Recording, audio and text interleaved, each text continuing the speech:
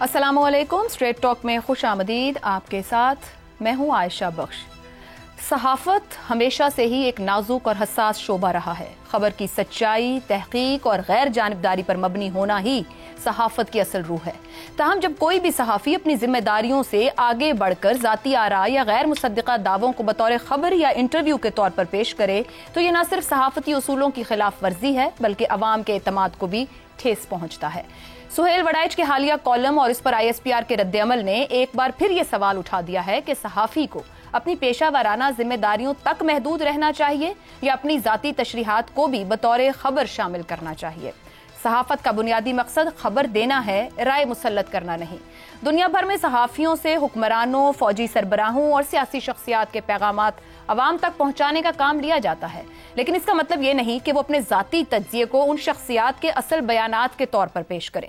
पाक फौज के शोबा ताल्लुकात आमा के सरबराह लेफ्टिनेंट जनरल अहमद शरीफ चौधरी ने वाज़ेह किया है कि आर्मी चीफ की तरफ से किसी सहाफ़ी को कोई इंटरव्यू नहीं दिया गया। सुहेल वड़ाइच के जिस कॉलम की बात है वो ब्रसल्स का एक इवेंट था। ब्रसल्स के इवेंट में पाकिस्तान तहरीक इंसाफ या मुआफी का कोई जिक्र नहीं हुआ। वहां सैकड़ों लोगों ने तस्वीर बनवाई। आर्मी चीफ की तरफ से कोई इंटरव्यू नहीं दिया गया। ब्रसल्स के इवेंट में PTI का कोई जिक्र हुआ, ना ही मुआफी का। ये एक सहाफ़ी की ज़ाती मफाद और तशहीर हासिल करने की अपनी कोशिश है। 9 मई के जिम्मेदारान सहूलतकारों को कानून के मुताबिक कटहरे में आना होगा। अफसोस की बात है कि सीनियर सहाफ़ी होकर भी गैर जिम्मेदारी का मुजाहिरा किया गया। इससे जाहिर होता है कि ज़ाती तासुर और असल हक़ाइक़ में फ़र्क रखना ही सहाफ़ती दियानतदारी का तकाजा है। खबर और तज्जिया दो अलग दायरे हैं। खबर वो है जो ऐनी शवाहिद और मुस्तनद ज़राए पर मबनी हो, जबकि तज्जिया एक ज़ाती ज़ाविया नज़र है। जब खबर और तज्जिए की लकीर को मिटा दिया जाता है तो वो आवाम को गुमराह करने का सबब बन जाता है। एक जिम्मेदार सहाफ़ी को खबर को तस्दीक शुदा हक़ाइक़ तक ही महदूद रखना चाहिए। ज़ाती राय और सरकारी या फौजी ओहदेदार के बयान में वाज़ेह फ़र्क कायम रखना चाहिए। किसी फर्द या इदारे के हवाले को बढ़ा चढ़ाकर पेश नहीं किया जाना चाहिए। गैर मुसद्दिक़ा खबरों के जरिए कौमी इदारों के वक़ार को नुकसान और सियासी इंतशार में बढ़ावा भी मिल सकता है। यही वजह है कि दुनिया की बड़ी सहाफ़ती तंजीमें और एडिटोरियल बोर्ड्स फैक्ट चेक को बुनियादी शर्त करार देते हैं। आखिरकार यही नतीजा अख्ज़ किया जा सकता है कि सहाफ़ी का काम पैगाम रसानी तो हो सकता है, ज़ाती तासुर थोपना नहीं। इस वाक़े ने साबित किया कि जिम्मेदार सहाफ़त वही है जो सच्चाई, गैर जानिबदारी और तहकीक पर मबनी हो। लिहाजा सहाफ़ियों को अपनी जिम्मेदारियों तक महदूद रहना चाहिए ताकि खबर और राय के बीच वो लकीर बाकी रहे जो अवामी एतमाद की ज़मानत है। इसी पर गुफ्तगू करेंगे। प्रोग्राम के पहले हिस्से में पैनल में हमारे साथ है हमाद गजनवी, रजा रूमी, शहजाद चौधरी और जैगम खान साहब। प्रोग्राम का सवाल आप सभी के लिए। ब्रसल्स इवेंट, PTI का कोई जिक्र हुआ, ना ही मुआफी का। ये एक सहाफ़ी की ज़ाती मफाद और तशहीर हासिल करने की अपनी कोशिश। DG ISPR सहाफ़ियों में ज़ाती मफाद और तशहीर की ख्वाहिश की बुनियाद क्या? जैगम साहब, आपके ख्याल में मामला इस सूरत क्यों सामने हमारे आ रहा है? क्या जिम्मेदार सहाफ़ी हैं? देखिए, सुहेल वड़ाइच साहब कोई मामूली सहाफ़ी तो नहीं है। पाकिस्तान के जो चंद बहुत ही मारूफ सहाफ़ी हैं जिनको बहुत लोग फॉलो करते हैं, बहुत बड़े मीडिया हाउस से वाबस्ता हैं, दहाइयों से सहाफ़त कर रहे हैं। फिर ये है कि वो ऐसे सहाफ़ी हैं जिन्हें मकबूलियत भी हासिल है और कबूलियत भी हासिल है, और अब उनकी कबूलियत भी ख़तरे में नज़र आती है और मकबूलियत पर भी असर पड़ेगा, और ये वाज़ेह तौर पर खुला तज़ाद है। कितने सख्त उन पर इल्ज़ामात लगाए गए हैं उन लोगों की तरफ से जिनकी खबर उन्होंने दी। ये बात बहुत सीरियस होती है कि आप किसी के बारे में रिपोर्ट कर रहे हैं, किसी का इंटरव्यू क्लेम कर रहे हैं, और वो लोग कहें कि हमने तो ये बात की ही नहीं, बल्कि वो ये कहें कि सिरे से ये वाक़या ही नहीं हुआ, इस तरह की मुलाकात ही नहीं हुई। तो ये तो सहाफ़ी के लिए बहुत बड़ा मसला हो जाता है, उसके ट्रस्ट के लिए, उसकी क्रेडिबिलिटी के लिए, उसकी रेपुटेशन के लिए तो बहुत बड़ा मसला हो जाता है। अब देखिए, दो पहलू इसके बहुत अहम हैं। एक तो सहाफ़त का अखलाकी पहलू है। अखलाकी पहलू ये है कि अगर कोई ऑफ द रिकॉर्ड आपसे बात की जाती है तो आप ऑन द रिकॉर्ड शेयर नहीं कर सकते। हमें मालूम नहीं कोई ऑफ द रिकॉर्ड बात हुई या नहीं हुई, लेकिन ये बात बहुत अहम होती है कि ऑफ द रिकॉर्ड जो बात होती है वो एक ज़ाती ओपिनियन हो सकती है, बैकग्राउंड के लिए हो सकती है, ऑन रिकॉर्ड शेयर करने के लिए होती है। और दूसरा, सहाफ़त का जो टेक्निकल पहलू है या पेशा वराना पहलू है वो ये है कि आप खबर को अपनी राय के साथ मिक्स नहीं करते। कॉलम में आपकी राय होती है, लेकिन कॉलम में भी आप वाज़े तौर पर ये फ़र्क रखते हैं कि कहाँ पे آپ کوئی خبر بتا رہے ہیں, کسی دوسرے کی رائے دے رہے ہیں, اور کہاں سے پھر آپ تجزیہ اپنا ایڈ کر رہے ہیں. اگر آپ ان کالموں کو پڑھیں, ظاہر ہے پورا پاکستان پڑھتا ہے, ان کے کالم بہت مقبول ہیں, اور اس موضوع پر جو ان کے کالم آئے, ایک سے زیادہ آئے, غالباً 3 تھے, جی بالکل, اس میں آپ کو نظر نہیں آتا کہ کہاں پہ وہ بتا رہے ہیں کہ یہ بات ان کو بتائی گئی, یہ بات انہوں نے سنی, اور کہاں سے پھر آگے ان کا اپنا تجزیہ, اپنی رائے, اپنا انالیسس شروع ہو رہا ہے. درست. تو یہ دونوں اس میں گڈ مڈ ہوتے نظر آتے ہیں. مجھے معلوم نہیں ایسا انہوں نے کیوں کیا. اب ظاہر ہے ان پہ الزام تو یہ لگایا گیا ہے کہ وہ ذاتی تشہیر کے لیے ایسا کر رہے ہیں. میں تو نہیں سمجھتا ذاتی تشہیر کے لیے اتنا بڑا مشہور صحافی کتنی تشہیر اور چاہے گا. میرے خیال میں ان سے پیشہ ورانہ ایک لغزش ہوئی ہے, اور وہ ایک ایسی جگہ پہ گئے ہیں جہاں انہیں نہیں جانا چاہیے تھا. ایسے موضوع پر کرتے ہوئے جو وہ لکھ رہے تھے اس کی دوبارہ تصدیق کرنی چاہیے تھی, انہیں دوبارہ پوچھنا چاہیے تھا, شاید انہیں جذبات میں نہیں آنا چاہیے تھا. پھر اس کا سیاسی پہلو بھی ہے کہ اس کی وجہ سے جس طرح کا ریئیکشن آیا, جس طریقے سے اس کو استعمال کیا گیا, آپ نے دیکھا کہ کس طریقے سے پھر پی ٹی آئی کے جو ٹائیگر ہیں انہوں نے کیسے اٹھا لیا, اور کیسے ان کو معلوم ہی نہیں ہے. ایک بڑا مسئلہ یہ ہے کہ کہاں سے حدود اسٹیبلشمنٹ کی ختم ہوتی ہیں اور مسلح افواج کی شروع ہوتی ہیں. تو جب وہ اٹیک پر آتے ہیں تو حدود و قیود سے آزاد ہو جاتے ہیں. تو اس سے بہت سے میرے خیال میں مسائل بھی پیدا ہوئے, بہت سے ایشوز پیدا ہوئے جو وقتی طور پر تو اسٹیبلشمنٹ کے لیے ہوئے, لیکن میرے خیال آگے چل کر وہ پی ٹی آئی کے لیے زیادہ بن جائیں گے, کیونکہ پی ٹی آئی نے جو ایک پوری مہم چلا دی اس کا پی ٹی آئی پر ہی اثر پڑے گا. اور ایک طرح سے اگر کوئی دروازہ کھلا تھا تو وہ اس کیمپین کے بعد وہ دروازہ ہمیں بند ہوتا نظر آ رہا ہے, اور ہمیں یہی نظر آ رہا ہے کہ اب ان کے لیے سختی جو ہے وہ مزید بڑھے گی. ٹھیک ہو گیا. رضا رومی صاحب, اوپر جو زیغم صاحب نے بات کی خبر اور تجزیے کی اگر لکیر مٹا دی جائے تو صحافت پھر کس رنگ میں سامنے آئے گی؟ کیونکہ پھر سینئر سے جونیئر تک, پھر ہم یوٹیوب صحافت کی طرف جائیں یا ڈیجیٹل میڈیا پہ, تو کیا لرننگ کیا ہوگی آج کے نوجوان صحافی؟ ایک تو اسے کامنٹ کیجیے گا. دوسرا جو D G I S P R کا ایک کامنٹ ہے جو ہمارے سوال کا حصہ ہے, یہ ذاتی مفاد اور تشہیر کی خواہش ہمارے صحافیوں میں آپ کو لگتا ہے اس کی بنیاد کب سے پڑنا شروع, اور کیا یہ بڑھ رہی ہے اگر ان جنرلائز ٹرم بھی بات کی جائے اس کی؟ عائشہ, پہلی تو یہ بات ہے کہ جیسے ابھی کہا گیا, سہیل وڑائچ صاحب کوئی نووارد تو نہیں ہے اس شعبے میں, بہت کونا مشق صحافی ہیں, ایڈیٹر ہیں, اور ایک پاکستان کا سب سے بڑا پرائیویٹ میڈیا ادارہ ہے, اس سے وابستہ ہیں, اور گھر گھر لوگ جانتے ہیں ان کو. تو انہوں نے یہ کیا, اور جیسے اوور سائٹ ہو جاتی ہے, کیونکہ اگر ان کی ملاقات ایک گروپ کے ساتھ ہوئی جو کہ آج تصاویر بھی دکھائی دی جا رہی ہیں کہ ان کی فوٹوگراف بھی جو انہوں نے شیئر کی تھی آرمی چیف کے ساتھ, وہ ایک گروپ کی فوٹو تھی اور اس کا بار بار تذکرہ ہو رہا تھا, تو ان کو غالباً احتیاط سے کام لینا چاہیے تھا. لیکن اصل مسئلہ جو ہے وہ اس کی نشاندہی کی ہے زیغم خان صاحب نے, اور وہ یہ ہے کہ ان کے اس آرٹیکل کے بعد جس طرح کا ریئیکشن اور جس طرح کی ہلڑ بازی سوشل میڈیا پر ہمیں دکھائی دی. مین اسٹریم میڈیا پہ بھی تو ہوئی ڈسکشن, لیکن جو گالی گلوچ کا سلسلہ سٹارٹ ہو جاتا ہے اور کردار کشی کی پوری مہم سٹارٹ ہو جاتی ہے, وہ پھر اپنا ایک رنگ اپنا لیتی ہے. اسی وجہ سے یہ کالم تو کافی دیر پہلے آیا تھا, 2 ان کے کالمز آئے تھے, ایک میں یک کے بعد دیگرے, تو پہلے بھی ریئیکشن آ سکتا تھا, اسی وقت ریسپانس 24 گھنٹے کے اندر آ جاتا. پھر اس کے علاوہ وزارت اطلاعات بھی موجود تھی, ہے پاکستان میں, اور وہ بڑے انہوں نے اپنے آپ کو تمغے بھی بہت دیے ہیں اپنے اور اپنے ہر شخص کو. تو وہ لوگ کہاں پہ تھے اس وقت؟ ان کو چاہیے تھا کہ اسی وقت اتنی اہم ایشو کے اوپر یہ ایک دعویٰ سامنے آیا ہے کالم میں, تو ان کو اسی وقت تحقیق کر کے دودھ کا دودھ اور پانی کا پانی کر دینا چاہیے تھا. ڈی جی آئی میں بھی رضا رومی صاحب, وہ انتظار کیا جا رہا ہو, وہاں تک خفگی پہنچائی بھی گئی, اور یہ انتظار کیا جا رہا ہو کہ وہ ادارہ یا وہاں پر اس ذمہ داری کو لے لیا جائے گا اور خود اس بات سے پیچھے ہٹا جائے گا کہ کسی طریقے سے جو لکھا گیا ہے وہ ایز سچ ایونٹ کے طور پر نہیں ہوا, وہ انٹرویو ہوا, وہ نہیں بات ہوئی یا اس کو نہیں سنا گیا, تو پھر خود سے یہ جواب سامنے دیا گیا جب سوال کیا گیا. تو جی درست آپ کہہ رہی ہیں, ادارے کی بھی کوتاہی, وڑائچ صاحب سے زیادہ ادارے کی بھی ایک اوور سائٹ ہے, اس پہ تو کوئی شک نہیں. اگر کوئی 1-on-1 انٹرویو نہیں ہوا جیسے کہ کہا گیا ہے, تو پھر اس کو ایک انٹرویو کا یا ایک شخصی ملاقات کا رنگ دینا بھی نامناسب ہے.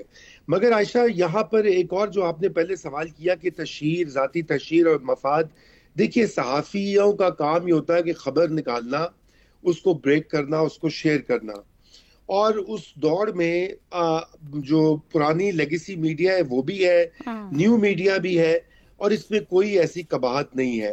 اگر ملک کے ایک اہم ادارے اور ایک اہم شخصیت کے حوالے سے کوئی انفارمیشن ملتی ہے تو پھر اس کو شیئر کرنا جو ہے وہ صحافی سمجھتے ہیں کہ جی فوری طور پہ کرنا چاہیے، لیکن اس کو جس پیرائے میں اور رنگ میں پیش کیا جانا چاہیے تھا اس طرح سے نہیں کیا گیا، اور اس کا ایک فرق تاثر بنا کہ جیسے کوئی ذاتی ملاقات ہوئی ہے، اس میں یہ معافی وغیرہ کا بھی ذکر ہوا، اور اس میں بہت سی چیزیں تشریحات تھیں وڈائچ صاحب کی۔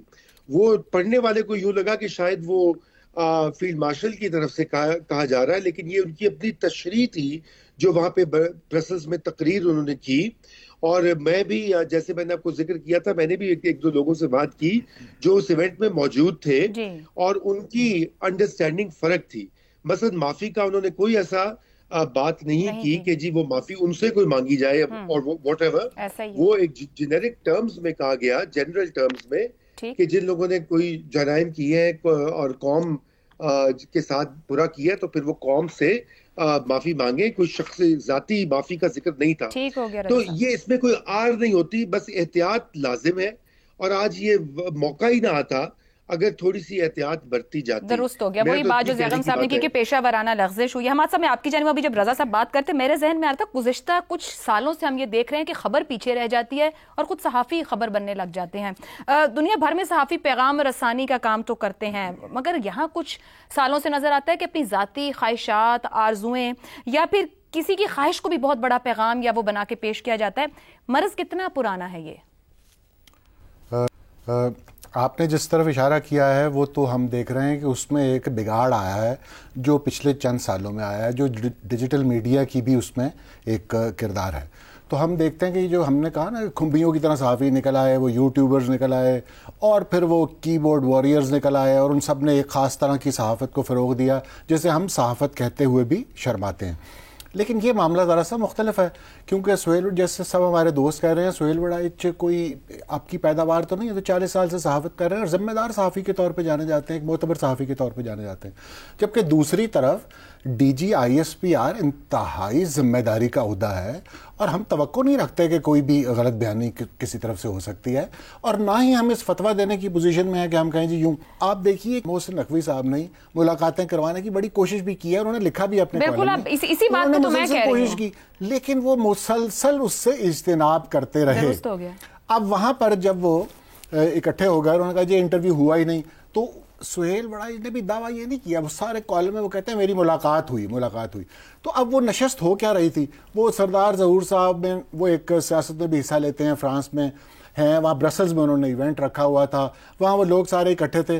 اب وہاں پر ایک نشست، ایک انہوں نے تقریر فرمائی، اس کے بعد وہ ہیڈ ٹیپ جہاں پر بیٹھے ہوئے تھے وہاں پر اب 18 کے قریب 18-20 لوگ تھے، اس میں سہیل وڈائچ جو تھے وہ بھی ان کے قریب بیٹھے ہوئے تھے، اور وہ آپس میں کچھ سرگوشیاں بھی کر رہے تھے، لیکن اس کو انٹرویو ملاقات یہ تو نہیں کہا جا سکتا۔ اس سے ہٹ کر ان کی کوئی ملاقات ہوئی یا نہیں ہوئی یہ ہمارے علم میں نہیں ہے۔ میں نے ان سے ویسے پوچھا بھی ہے آج، انہوں نے کہا کہ میں مختصر ان کا جواب آیا کہ میں یہ ریکارڈ پر بات لاؤں گا جو بھی بات ہوگی۔ لیکن بہرحال اب دیکھیے ان کی کالم کی جو ساری تمہید ہے اور جو سارا آخر تک چل رہا ہے وہ تو لگ یوں رہا ہے کہ وہ مسلسل ملاقات کے خواہش مند تھے اور آخر کار وہ گھڑی وصل کی آ پہنچی، اس طرح کا وہ تاثر ہے۔ تو اب اگر اس سے ہٹ کر کچھ بات ہوئی یا اسی سرگوشیوں پہ مبنی یہ خبر ہے، یہ ہم ابھی کچھ کہہ نہیں سکتے۔ 5 دن بعد ریئیکشن آنے والی جو بات کی گئی وہ درست ہے کہ 5 دن ایک دن ایک چھپ رہا ہے کالم، اگلے دن وہی اخبار اس کی ہیڈ لائن لگا رہا ہے، مطلب یہ کہ کوئی ریئیکشن نہیں آ رہا، نہ کہیں سے ریئیکشن نہیں آ رہا، اگلے دن بھی 5 دن کے بعد اس پر ریئیکشن آ رہا ہے۔ یہ دوست نے درست بات کہی کہ وہاں پر بات کیا تھی کالم میں، حکومت جو ہے بڑی مستحکم ہے، ایک یہ نقطہ تھا، دوسرا یہ تھا کہ عمران خان کو بات اوپر خبر یہ بھی ہے حماد صاحب کہ ادارے کو بتا دیا گیا تھا اور ان کو یہ بھی انفارم کیا گیا تھا کہ جو کچھ ہے ایسی کوئی جو تاثر بنایا گیا اس کے اندر وہ تاثر درست نہیں نہیں ہے اس کو دیکھا جائے, مگر وہاں سے اس کو ایڈریس نہیں کیا گیا, تو ہی یہ پوائنٹ آف ویو جو کہ آج ہمارے سامنے آیا ہے. بات وہی آگی جو آپ کر رہے ہیں, جو ہوا ہے یا تو ایز اٹ از اسے رکھ دیا جائے اور لکھ دیا جائے, یا پھر اس کو بنا کر اور گھڑ کر ایک امپریشن کے طور پر سامنے رکھا جائے, جو کہ صحافت پہ سوال بنتا ہے. شہزاد صاحب, جو گفتگو یہاں ہو رہی ہے خبر اور تجزیے کو خلط ملط کر دینا, کیا نتیجہ رہتا ہے؟ ابلاغ کا ذریعہ رہتا ہے یا پروپیگنڈے کا؟ دیکھیے, سہیل وڑائی صاحب تو کی بورڈ واریر نہیں ہے نا, بالکل, ان پہ تو یہ الزام نہیں دھرا جا سکتا. اور جو ہوا یا جو جس طریقے سے آج گفتگو ہو رہی ہے, کیا آج سے کوئی 30 سال پہلے جب یہ کی بورڈ واریئرز نہیں ہوتے تھے تو کیا ایک صحافی کی کیریئر کی یہ اختتام نہیں ڈکلیئر ہونا چاہیے تھا یا ہو جاتا؟ اس طرح کے ایک بہت بڑے گوف اپ کے بعد, ایک بہت بڑے پوپے کے بعد میرے خیال میں ہو جانا چاہیے تھا, ہو جاتا. وہ صحافی شاید اس کی ساکھ ختم ہو جاتی. لیکن کیونکہ زمانہ اور ہے, وقت اور ہے, اس لیے ہم کبھی کی بورڈ واریئر پہ کسی کو شکایت لگا دیتے ہیں. اپنا آپ اور اپنے نظام اور اپنے میرا فائدہ یہ رہا کہ میں دونوں اطراف میں بھگت چکا ہے, دیکھ چکا ان چیزوں کو, اور میں نے دیکھا اور اس کا حصہ بھی رہا. آپ کے ساتھ بھی یہاں موجود ہوں اور اس طرف بھی میں انٹرویوز دیے بھی, لیے بھی اور دیکھے بھی اور سب کچھ کیا. بات یہ ہوتی ہے کہ خبر کی تلاش کے اندر تو صحافی ہر وقت رہتا ہے, لیکن پھر اس کے بعد ایک ایڈیٹر کا رول آتا ہے. ایڈیٹر کیا کرتا ہے؟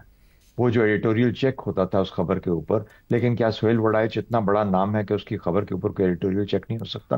اگر یہ ایسا ہے تو پھر میڈیا کو آج دیکھنا چاہیے کہ میڈیا میں یہ خرابی کیسے آ گئی کہ ایڈیٹر جتنا مرضی عمر کا چھوٹا ہو یا بڑا ہو یا نامور ہو یا نہ ہو, کیا اس کے اندر یہ طاقت ہے کہ وہ اتنے بڑے صحافی یا رپورٹڈلی جو اتنی ساکھ والا آدمی ہے اس کو چیک کر سکتا ہے؟ اور اگر نہیں ہے تو سب سے پہلا ایتھک آپ کا یہاں خراب ہوتا ہے. دوسری بات, جرنلسٹ کی ایتھکس کی بات ایک بہت عرصے سے اور بہت سارے صحافی جو نامی گرامی اچھے لوگ ہیں جس کام کے اندر وہ لے کے چل رہے ہیں. اچھا, تیسرا, اتنا بڑا ایک کمپٹیشن ہے ایٹ دی ہائر, جسے کہتے ہیں نا کہ ہائر لیول آف میڈیا کے اندر, کیونکہ میڈیا آپ گھر گھر کی کہانی ہے, ہر گھر میں یہ کہانی سنی جا رہی ہے, ہر گھر کا نام, یہ اب ہاؤس ہولڈ نیمز ہیں میڈیا کے. تو اب ان کے پاس کچھ رہ نہیں گیا کہ اپنے آپ کو کس طرح دوسرے سے برتر ثابت کریں.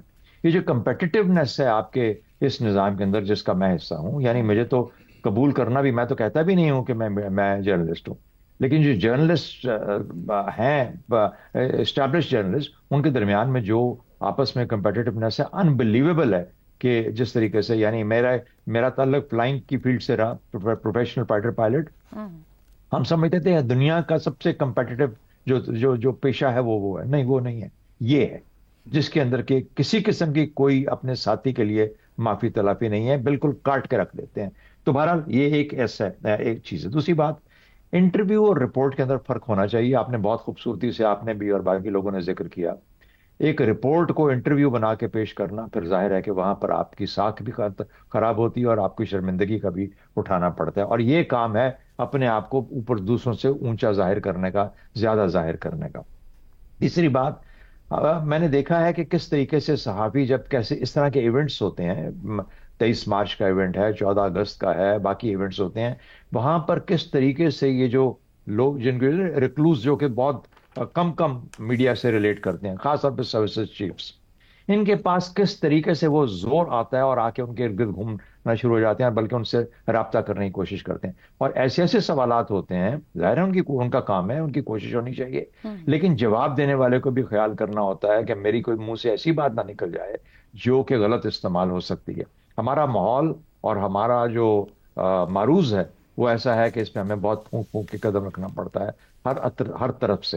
اور ہم کبھی بھی کسی ایسی چیز کو, خبر کو تلاش کرنے کے بعد اس کو تشہیر کرنا, تو یہ سب کی سب, یعنی یہ تو وہ ایک ایتھیکل نظام تھا, ایک ایڈیٹوریل نظام تھا جس کو چیک کرنا چاہیے تھا. بہرحال جو ہو گیا سو ہو گیا, بات کلیریفائی ہو گئی, آج کلیئرٹی کے ساتھ آ گئی.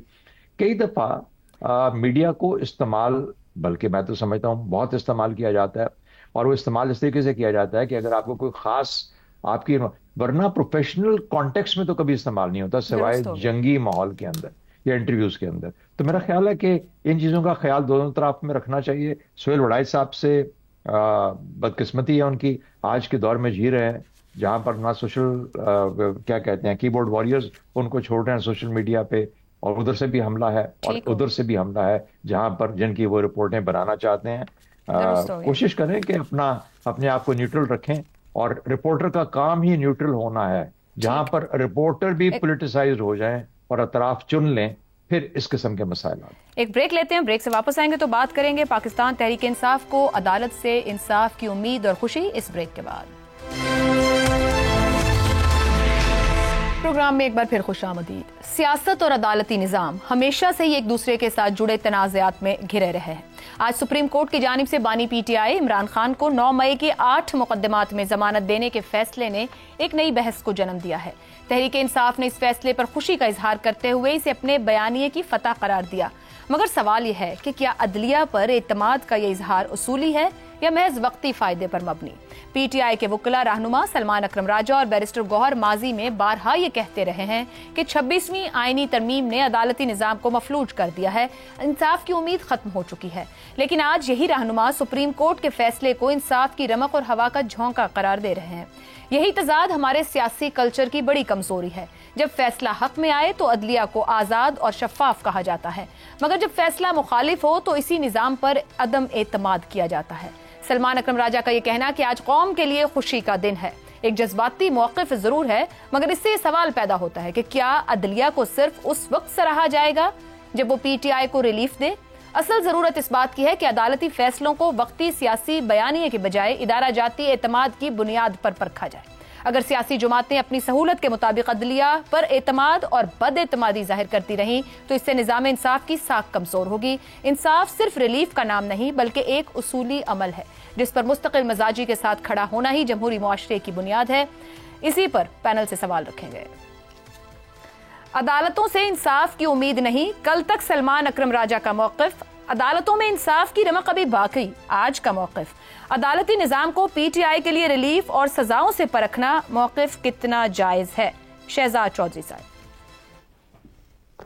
اچھا, ادارے کیا کرتے ہیں, کوئی بھی ادارہ ہو, انصاف کا خاص طور پہ ہمارے ہاں, کیونکہ کیا یہ معروض کو سرو کرتے ہیں, یعنی جو حالات ہیں جو اس وقت ہے اس کو کوئی ویلیڈیٹی دیتے ہیں. ہمارے ہاں جسٹس منیر کا بہت نام لیا جاتا ہے, اور ان کا ایک وہ جو ڈاکٹرن آف نیسیسٹی ہے وہ سب سے بڑی ایک بری مثال بن چکا ہے ہماری تاریخ کے اندر. تو عدالتوں کو ابھی تنی ہوئی رسی پہ چلتی ہے پاکستان کی عدالتیں, ہر ادارے کی طرف. الیکشن کمیشن کا نام آتا ہے بار بار ہمارے ہاں پچھلے اتنے سالوں میں, آج بھارت میں بھی اس کے اوپر بے انتہا سوالات اٹھائے جا رہے ہیں. تو یہ کوئی ایک یہ بھی ایک ایسا ادارہ ہے جو کہ ایک ماحول کو بنانے کا ذمہ داری ادا کرے. تو کیا جو بھی ادارے ہیں ان کو ماحول کو سرو کرنا چاہیے, اس کو دوام دینا چاہیے, یا اس کو اس نیوٹرلٹی کی طرف لے کے جانا چاہیے جو کہ جس کے اندر کے ایک نظام چلتا ہے معاشرے کا, اور اس کے بعد حکومت کا, اور باقی ریاست کا. یہ 3 بڑے اہم جز ہوتے ہیں کسی بھی ہمارے. تو میرا خیال ہے کہ ہمارے یہ جیسا میں نے کہا یہ بہت مشکل چیز ہے. 26ویں ترمیم جس کے اوپر تنقید کی جاتی ہے اس کی بنیاد ٹوٹلی ڈفرینٹ ہے, اور وہ آج بھی تنقید اسی طریقے سے شاید کی جائے گی یا جاتی رہے گی, کیونکہ اس کا جو سوچ کا انداز ہے, جس طریقے سے وہ کام ہوا, جس طریقے سے کیا گیا, وہ غیر مناسب تھا, وہ پراپر پروسیس کے اندر سے نہیں گزرا. یہ تو طے ہے. اچھا, بہرحال بات یہ ہے کہ آج آپ نے 4 یا 5 بڑے کیسز کے اندر ایک شخص کو آج آپ نے ریلیف دے دیا جس کے اوپر آپ نعرے لگا رہے ہیں. یہ بھی ایک غلط چیز ہے. آپ کا وہ بندہ آج بھی اس بیل کے باوجود جیل سے باہر نہیں نکل سکتا, کیونکہ اس کو ایک اور رستے سے 2 اور کیسز کے اندر اپیل پروسیس میں ڈال دیا گیا ہے. اور اپیل پروسیس پاکستان کے ہاں انصاف کے نظام کی طرح ایک ایسا نظام ہے جو جب تک چلتا رہے گا. تو اس لیے میرا خیال ہے کہ ایک دم سے اتنی جلدی تبدیلی اپنے موقف میں لانا, ہاں ان کا یہ مقصد ضرور ہے. ہر وکیل جو ہوتا ہے یا ہر جو وکیلوں کا گروپ ہوتا ہے وہ ایک چھوٹی سی اپنی سکسیس کو بھی بہت بڑا اپنے پروفیشنل حساب سے کرنے کی کوشش کرتا ہے. لیکن حقیقی طور پر کیا اس سے کوئی فرق پڑا ہے پاکستان کی سیاسی منظرنامے پہ, یا پڑنے کا کوئی احتمال ہے؟ مجھے لگتا ہے کہ ایسا نہیں ہے. مجھے لگتا ہے کہ ابھی وہ کیسز جو بھی چل رہے ہیں اور خاص طور پر اپیل پروسیس میں وہ اتنے ہی لمبے چلیں گے جب تک کہ معاملات اس جگہ تک نہیں پہنچ پاتے جو کہ ہمارا طریقہ کار ہے, جہاں پر کہ یا کوئی بات چیت ہوگی یا یہ ہوگا کہ اب اس کے بعد اور کوئی استعمال نہیں ہے, تو اس لیے اس کو اب ختم کیا جانا چاہیے. تو میرا خیال ہے کہ سلمان اکرم راجہ سے زیادہ ہمارے انصاف کے نظام اور ہمارے باقی جو انسٹیٹیوشنز کا جو رول ہے ایک ماحول کو بنانے میں, اس کے اوپر زیادہ ہمارا فوکس ہونا چاہیے. ٹھیک. زیغم صاحب, 26ویں آئینی ترمیم کے بعد تباہ شدہ عدالتی نظام اچانک زندہ ہو گیا ہے, یہ آج لگا ہے. کیا ثابت نہیں ہوتا کہ عدالتی نظام جیسا بھی ہے بہرحال استغاثہ اور دفاع اپنی جگہ بہت اہمیت رکھتے ہیں؟ جی بالکل اہمیت رکھتے ہیں, اور میرے خیال میں ہمیں بھی خوش ہونا چاہیے جب بھی اپوزیشن خوش ہو اس بات پہ کہ عدالت ٹھیک کام کر رہی ہے. جب بھی اپوزیشن کو امید ہو اور خوشی ہو تو یہ سب کے لیے خوشی کی بات ہوتی ہے, کیونکہ ہمارے یہاں مسئلہ ہی یہ رہ گیا ہے کہ ہمارے ریفریوں پر اب دونوں پارٹیاں اعتبار نہیں کرتی. وہ ریفری کسی طرح کے بھی ہوں, وہ الیکشن کے ہوں, وہ انصاف کے نظام کے ہوں, وہ کسی بھی اور ایسے سسٹم کے ہوں جہاں پہ دونوں پارٹیوں کے درمیان میں کوئی فیصلہ کرنے کا اختیار ایک ادارے کے پاس ہوتا ہے. اب ان کو نیریٹو بنانے کا بھی موقع مل گیا ہے. لیکن آپ دیکھیں, اگر تاریخی طور پر آپ دیکھیے تو اعلیٰ عدالتوں میں ہمیشہ سیاستدانوں کو ریلیف ہی ملا ہے. جب ٹرائل کورٹ سے معاملہ ہوتا اعلیٰ عدالتوں پر پہنچا ہے تو کوئی سیاستدان, کوئی بڑا سیاستدان, پچھلی کئی دہائیوں میں تو ایسے ہے اور میرے خیال اس سے پیچھے بھی چلے جائیں تو پھر کیس ٹھہر نہیں سکا. ان کو ریلیف اعلیٰ عدالتوں نے ہمیشہ دیا ہے. چاہے زرداری کا کیس ہو کہ ایک دہائی تک وہ جیل میں رہے لیکن بالآخر ان کو سزا تو نہیں ہوئی, ان کو ریلیف مل گئی. اب یہاں پہ یہ جو 9 مئی کے کیسز ہیں, بے شمار کیسز ہیں 9 مئی سے متعلق, قسم کی FIR درج کی گئی. کوئی سیریس طریقے سے اس معاملے کو نہیں لیا گیا جتنا کہ ایک سیریس معاملہ ہے. اب عدالت نے کیا کہا؟ عدالت نے کہا کہ جو ثبوت سامنے رکھے گئے ہیں ان پر تحقیق کی ضرورت ہے اور یہ تحقیق ٹرائل کورٹ کرے گی.